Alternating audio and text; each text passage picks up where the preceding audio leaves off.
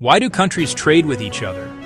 Why does Kenya import cars from Japan yet export coffee to Europe?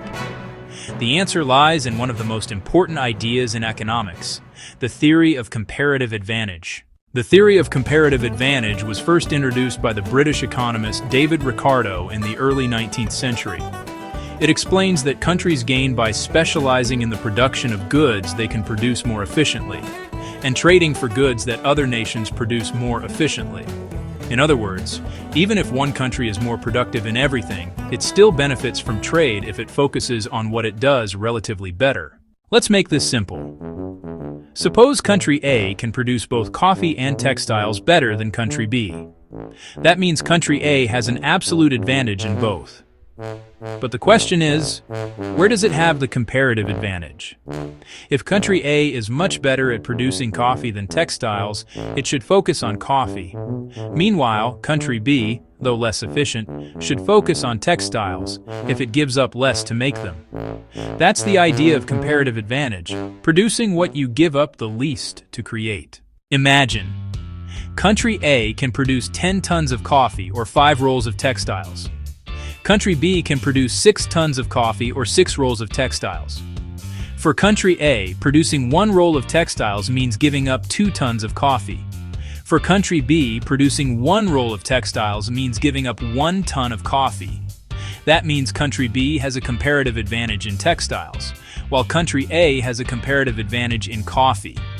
If both countries specialize and trade, total production and global welfare increases. This principle is the foundation of international trade.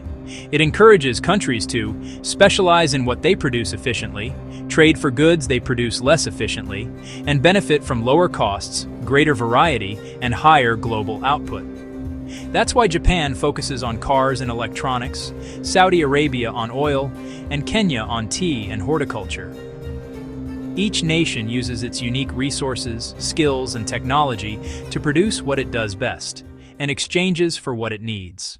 Thanks to comparative advantage, consumers enjoy cheaper goods, businesses access larger markets, and economies grow through specialization and efficiency. Trade becomes a win-win situation, not a zero-sum game. Of course, comparative advantage isn't perfect. It can make developing countries over-dependent on exporting raw materials. It may lead to job losses in less competitive industries, and it doesn't account for environmental or social costs of trade. Still, most economists agree, comparative advantage remains a powerful explanation for why trade can make everyone better off. In the end, the theory of comparative advantage teaches us a simple truth. Nations prosper when they cooperate and trade, not when they compete alone. By focusing on what we do best and exchanging fairly with others, the world grows richer, together. Trade is not a war of winners and losers.